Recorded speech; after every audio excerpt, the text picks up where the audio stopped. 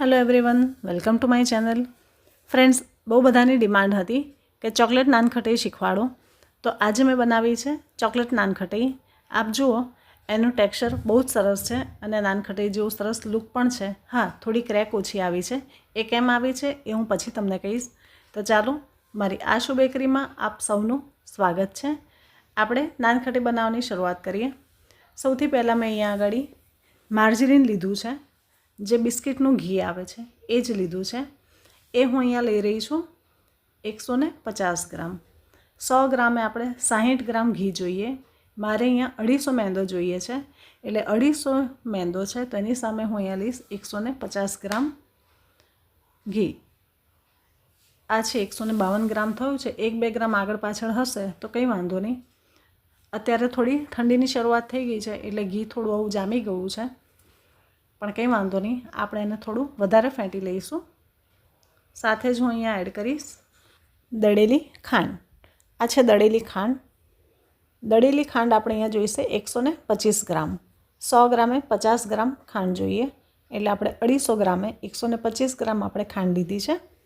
ઘી અને ખાંડને એકદમ સરસ ફેંટવાનું છે, જ્યાં સુધી એકદમ સોફ્ટ ના થઈ જાય ત્યાં સુધી. એકદમ સરસ સોફ્ટ થઈ જાય એ પછી આવી રીતે એકવાર ભેગું કરી અને ફરીથી એકવાર આપણે એને બીટ કરી લઈશું, કેમ કે અત્યારે ઠંડીની સિઝન છે એટલે ઘી થોડું જામી ગયું છે. આ છે 1/4 ટીસ્પૂન અને 1/8 ટીસ્પૂન.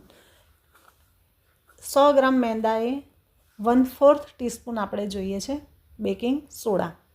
એટલે હું અહીંયા આગળ એક વખત 1/4 ટીસ્પૂન લીધી, બીજી વખત લીધી અને ઉપર 50 ગ્રામ જે મેંદો છે એના માટે મેં 1/8 ટીસ્પૂન ભરીને બેકિંગ સોડા લીધો છે. સેમ એટલો જ આપણે અહીંયા લઈશું એમોનિયા.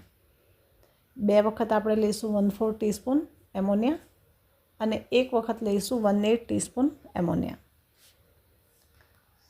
ઘીને ખાંડની સાથે એમોનિયા અને સોડાને બરાબર મિક્સ કરી લેવાનો છે.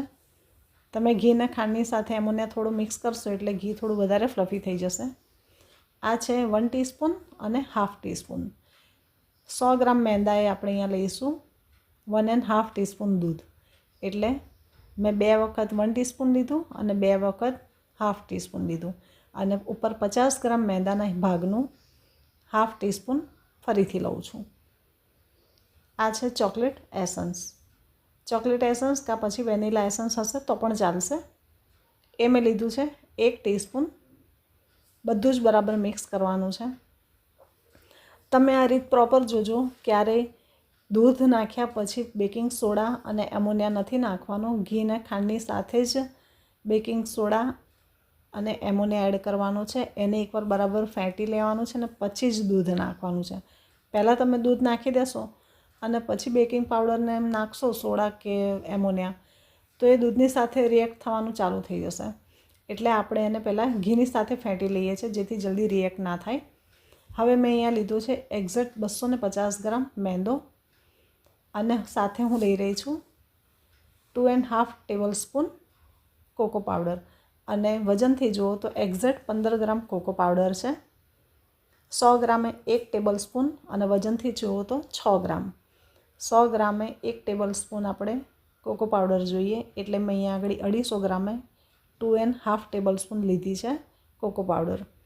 હવે આ બધું જ આપણે હાથથી બરાબર મિક્સ કરવાનું છે. જો તમને થોડી મીઠાની જરૂર લાગતી હોય, કોકો પાવડર આપણે અહીંયા એડ કર્યો છે અને તમને ગમતું હોય તો અહીંયા ચપટી મીઠું તમે એડ કરી શકો છો. પણ હું નાનખટાઈમાં ક્યારેય કોઈ દિવસ મીઠું એડ નથી કરતી. કદાચ કોઈ કૂકીઝમાં નાખવાનું ગમતું હોય તો નાખી શકાય, પણ નાનખટાઈમાં હું નથી નાખતી. પણ આપને જો મીઠાનો થોડો ટેસ્ટ ગમતો હોય તો તમે અહીંયા થોડું મીઠું લઈ શકો છો.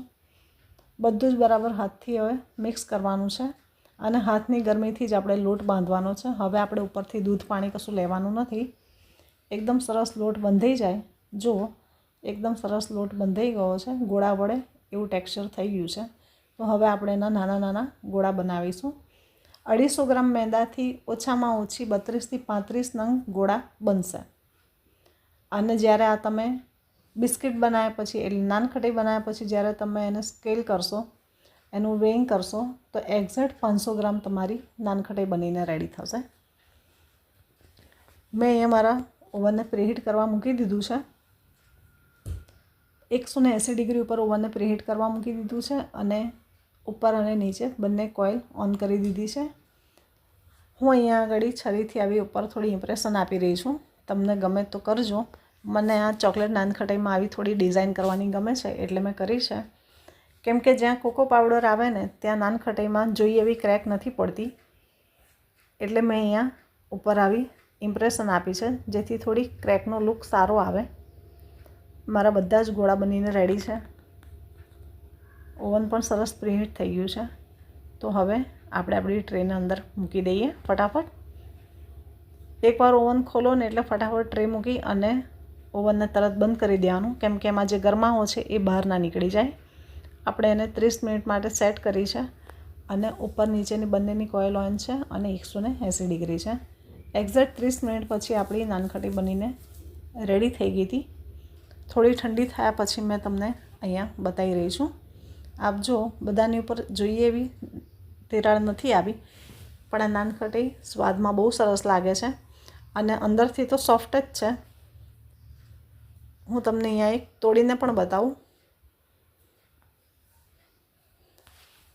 તમને મારી આ રેસીપી કેવી લાગી મને જરૂર જણાવજો અને હજી સુધી જો મારી ચેનલને સબસ્ક્રાઈબ ના કરી હોય ને તો પ્લીઝ કરી લેજો અને આપના ફેમિલી ફ્રેન્ડ્સમાં મારા વિડીયો પણ જરૂર શેર કરજો.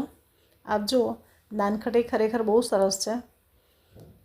અંદરથી પણ એનો લુક સરસ આવ્યો છે, બહારથી પણ ટેક્સચર સરસ છે. તો ચાલો ફરી મળીએ આવી કોઈ નવી રેસીપી સાથે. ત્યાં સુધી સૌને બાય બાય.